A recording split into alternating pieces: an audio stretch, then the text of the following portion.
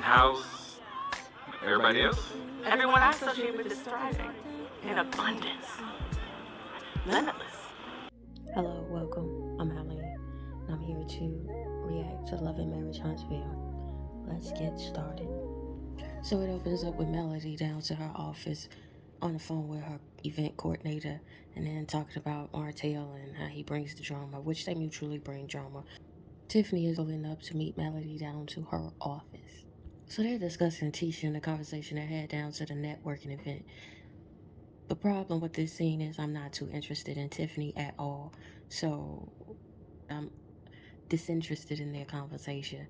Yes, Tisha was clumsy in the way she posed that conversation, and I wouldn't go about talking about my dirt per se, but it's no different from what Destiny did. So let's get back to it. So that scene ends with them interviewing the interns. Next scenes open up with a huge house, and I believe this is the house for the event.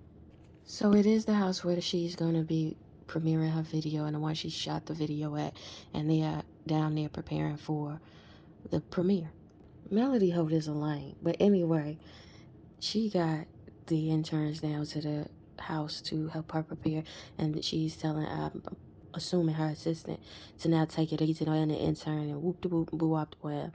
And the lady said, yes, Melody Holt, meanie me's, I got it. And Melody Holt, you'd have thought she hit a Dave Chappelle punchline with that. Bless her heart. So it appears that everybody is flowing into the event. It looks like Tiffany had a stylist for this one, and Lewis, I say. They look real handsome together, a handsome couple. So as they all come in, they stepping and repeating and whoop de whoop taking pictures. And Marceau has a bottle of that shampoo he paddling. But I give it to him. Every scene they talking about it. We know it by name. Oh my God, they has beaten this honeymoon Destiny triangular into the Holt's boudoir storyline to death. Okay, so I have paused it because I react with a cringe to it. But Destiny enters, and I don't like what Destiny has on. I don't think it flatters her. Anyway, she basically brought up the fact that she's trying to go down to their honeymoon, and she going with or without Maurice. So let's resume. Miss Wanda, Miss Wanda. I don't give a fuck what y'all say. If any fuck nigga villain in any reality show knows the assignment that I can fuck with, it is Miss Wanda. The way y'all be going up for the other villains in the other reality shows, I don't see it. But Miss Wanda is a hoot. But anyway, she was like, who going on the honeymoon? What you mean? You going on the honeymoon? Or you gonna take Destiny with you? Well, you better be careful, because Destiny down here single. She might take your girl. So the scene end before it go to commercial where one of them said, I think Tiffany said, I think that's Martell. Destiny looked and was like, where? And then it wasn't him, but they insinuated it could be him. Anyway, they was like, why would he be here talking to Tiffany? And Tiffany was like, I imagine he would, which makes me wonder if she the one who invited this nigga around. The more I see Destiny in this outfit, girl, go change your clothes, because you look no ma'am. So now we in a room with Melody and her mother, and her mother is like trying to coax her to dance with her, and she's like, she don't wanna dance. Girl. Anyway, so they have some back and forth banter about what's what before what, and then I guess her assistant comes in to inform her what's going on. So Melody is upset that her event is starting late, and she just anxious to get down to the party and whoop de whoop and boo up the band. Then they go back down to the gang all downstairs outside waiting on the party to start, and then Destiny asks Miss Wanda, for some asinine reason, what advice do you have to give me as a single woman? Bless her heart. But Marceau says, girl, I can tell you right now, you don't want to hear it. Let's continue. Wanda came of age in the 90s. You can't tell me no different. Girl, Wanda was, anyway, so she say, you gonna have to have a good fly. And Destiny go flapping her arms. She was like, with the legs. She was like, what you mean?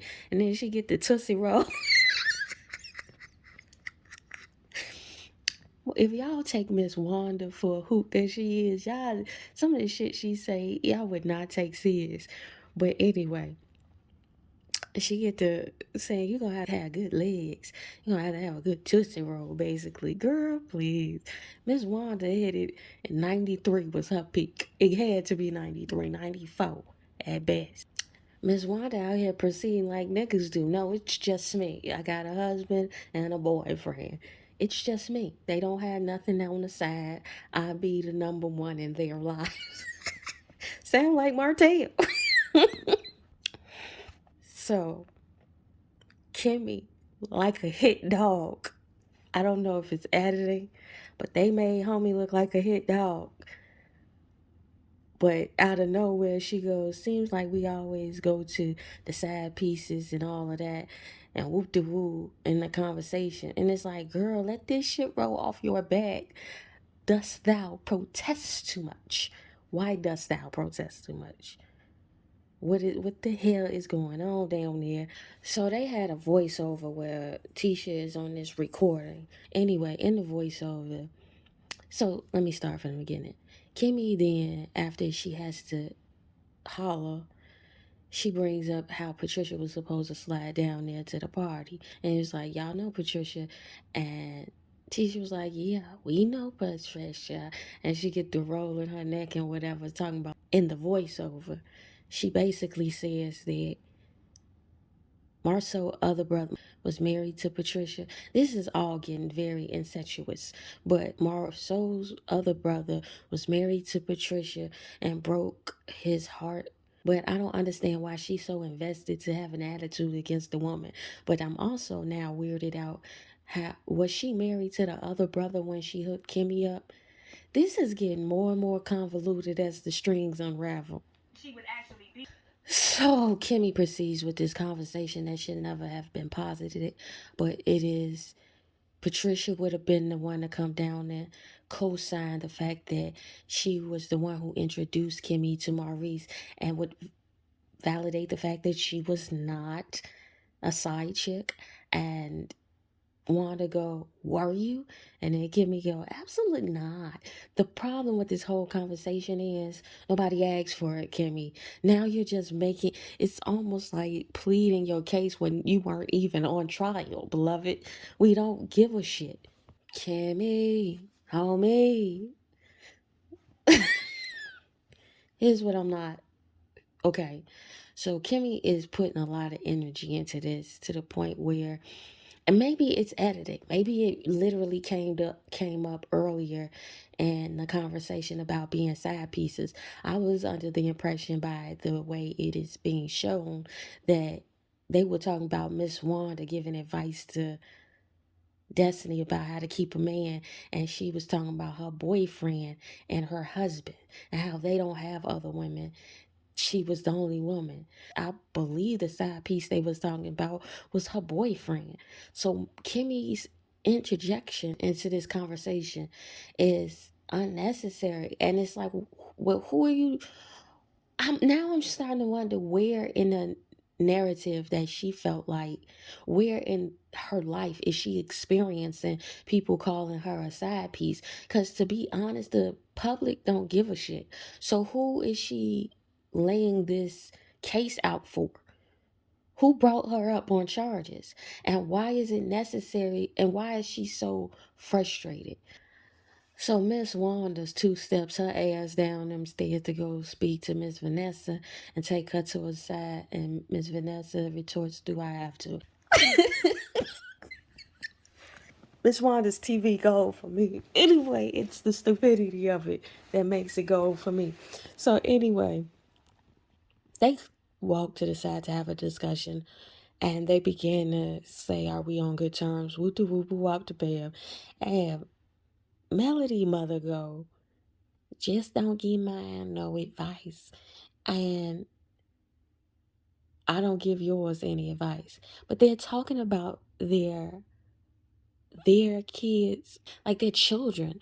They are your daughters. These are adult women. Anyway, but what tops it for me is when Miss Wanda goes, it takes a village to raise a child. Listen, girl, they raised. They grown. Let's get back to it. Miss Wanda is a trip. She is a mess. So Miss Vanessa states her requirements as to how they will be in a better position. Miss Wanda go, well, if it's on social media, you already know how it's gonna be. And then Miss Vanessa was like, what you mean? Also, this is the problem. The conversation feels like they're in another time. Like they're, I want to say 30 years younger. Like they are talking about little girls who get the feelings hurt. No, you are talking about adults.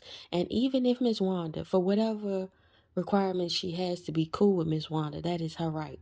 But even if Miss Wanda give your child bad advice, your child isn't a child anymore. She is yet grown. And in that moment when she got that terrible ass advice down there to that lounge, she took herself and left. So why do you care if this woman give your daughter bad advice? You think Melody Holt is listening to Miss Wanda's advice, beloved? She does not need you to come to our rescue to tell messy Wanda something that she can't do. It's antithetical to her character. Y'all know who she is, but Vanessa had a point.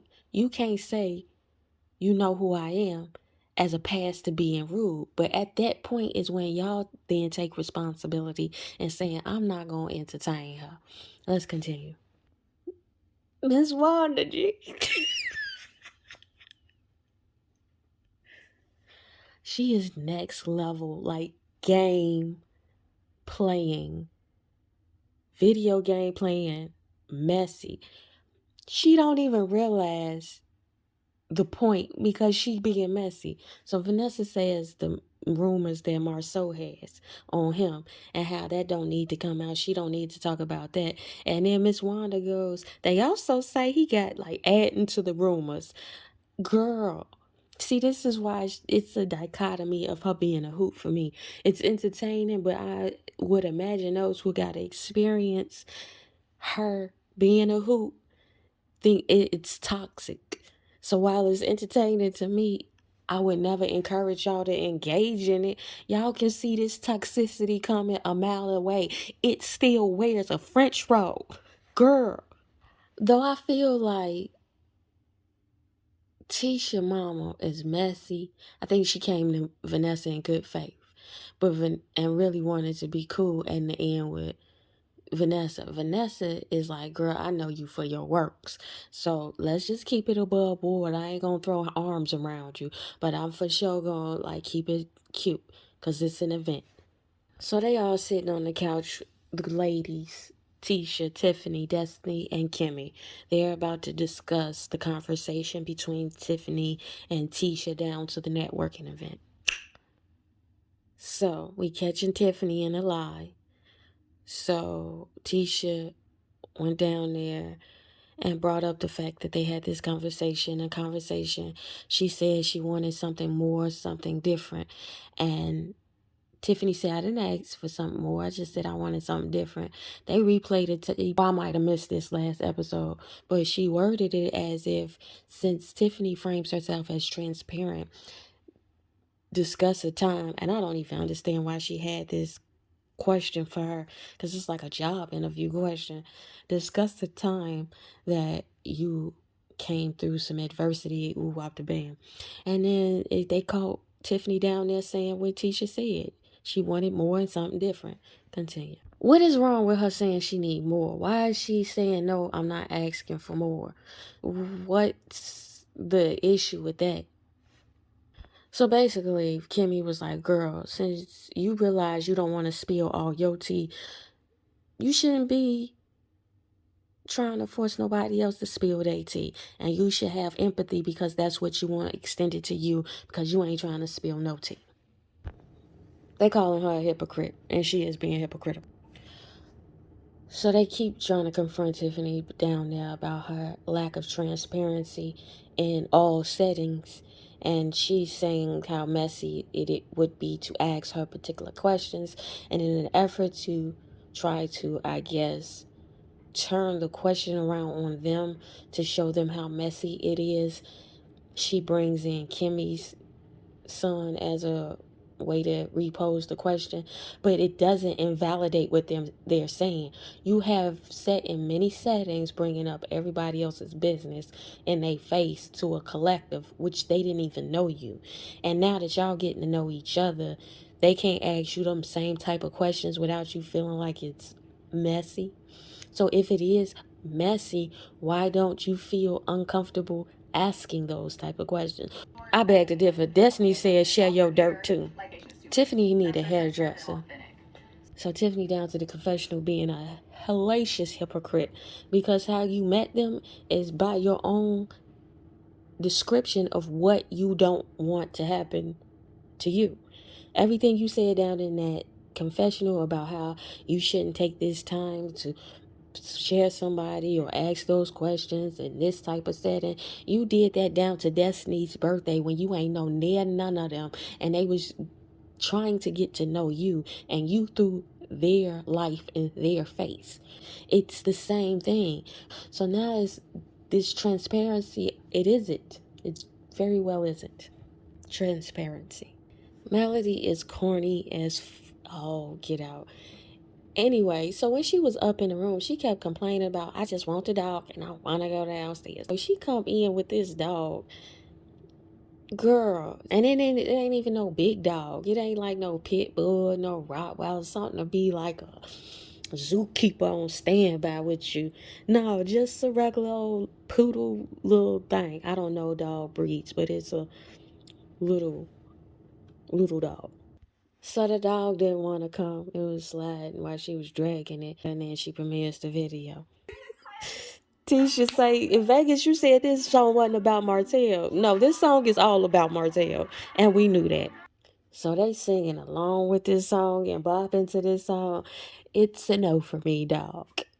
So they asked about the song to the mayor, and of course Marcel got something to say, but he go, "It's Special, my guy, with a better looking guy."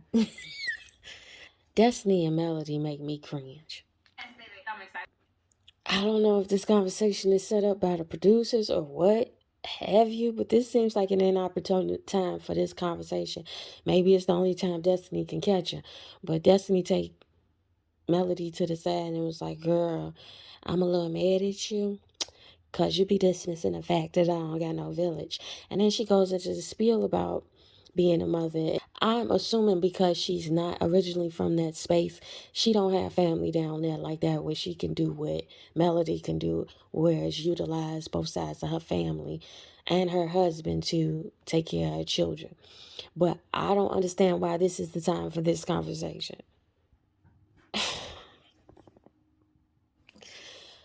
So,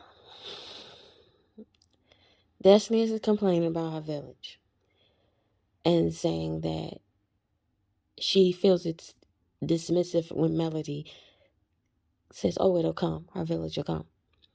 Melody then explained how her village has changed and how she has had to piece together a new village because all she has is her mother and her brother in her new village. Everybody else is new people in her village. She's perturbed with Destiny bringing up this conversation at this event. And I'd be too. It still is her event. So to pull your homie to the side on her event to be like, my village, girl, did Carlos King put you up to this? Wow, this is petty and stupid. So Destiny was like, so I think what we, as a solution, we can help each other. Like, I can watch your kids, you can watch my kids. And Melody was like, my kids don't be checking for you like that. And of course, Destiny say the little boy like her. And the other, she named rattle off some other kids. And then she say one of them don't be checking for her like that. Then Melody goes into the fact that at this photo shoot, they was like, oh, Born Destiny. And Destiny was like, you shouldn't have your children talking about adults like that. And Melody was like, first of all, you don't tell me how to raise my children. Here's the thing with this whole conversation. I don't understand why Melody had to share that in that way. There could have been a more appropriate way to say, and maybe it's cool to say it like that, but this is unnecessary and cringy. Are y'all friends or not? Watching Destiny in this conversation is almost like watching a woman chase after a nigga or something. She is trying to make it more than what it is. Apparently, y'all ain't that type of friends. Get the hint and readjust what you perceive is y'all responsibility in relationship to one another, because Melody don't want you around her kids.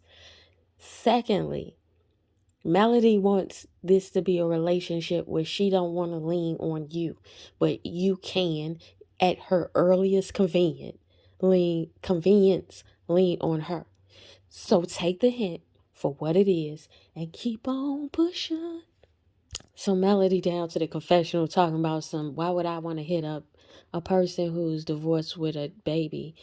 Whoop de woo, I don't want to put more stress on her. Melody don't see it for Destiny with regards to having her around her children and having her, girl, I'll watch your baby, but you can't watch mine, girl. Melody goes, and the conversation should happen when I say, after you tell me you lack a village, that I got you. Now you want to complain about the fact that you saying I got you too. And I'm telling you I'm good though. I'm not complaining to you about my lack of village. You're complaining to me about a lack of village. Thusly, I got you in that regard. To reciprocate it in that way, I don't need it. Now, I understand Melody's point. And to that point, girl, leave this hoe alone. I mean, take it for what it is. If you want her to be a part of your village in that way, and this is the way she's assigned herself to show up for you, take it or leave it. Or y'all just be the kick it buddies. So Destiny retorts, but you trying to say I don't have you. Is it edited or something missing? Because this conversation is ill-timed. What's the misunderstanding? I'm with Melody down to the confessionals. Not the time nor the place. I don't want to talk about this shit at the turn up, girl. Who put you up to this? Carlos King? I'm going to have to tell him about himself or reimburse me for my party. So I had to go ahead and fast forward them. Martell arrived down to this video shoot as shown often in the advertisement and etc. When I saw it in the advertisement and in the previews that he showed up to this party that he was not invited to, either production ain't shit for doing this, or Martell is nuts. Neither one is far from believability for me. It's a man Martell. Melody is down here taking pictures with as Martell looks on. And that man, okay, I see him. Martell can't say do better with that one, girl. The audacity of a nigga to show up uninvited and think he is entitled to an audience with you. Y'all better be setting this nigga to do this shit, because if he is not on a mission by way of employment of this production company, I want to know who gonna go down to the courthouse first and put a restraining order on this nigga, because he just this side of saying. And if this nigga showed up in a suit, I think it's giving me the impression that he think he could dress up and coming around acting like he supportive and impressed and whoop de woo and go down memory lane when I was there in the beginning with you, to I guess try to win her back or try to get some of that energy. But Duke, why you ain't at home studying for the builder's license? Or building license, whichever way they say it. But I feel like this is precious time. He could have had his nose in a book or his face in a computer. He even used the kids like, girl, the more successful you are, the more it's going to help the kids. Melody ain't saying nothing. I'm with it. Just stay dead silent. Her playing it like she don't give a fuck is really annoying the shit out of him. You can see it like when she go to reach for his hand and shake his hand and say, I appreciate that. You could see him deflate. It looked like a balloon, G. Why is he going into the party though? After that long spiel, I'd have sent him on his way.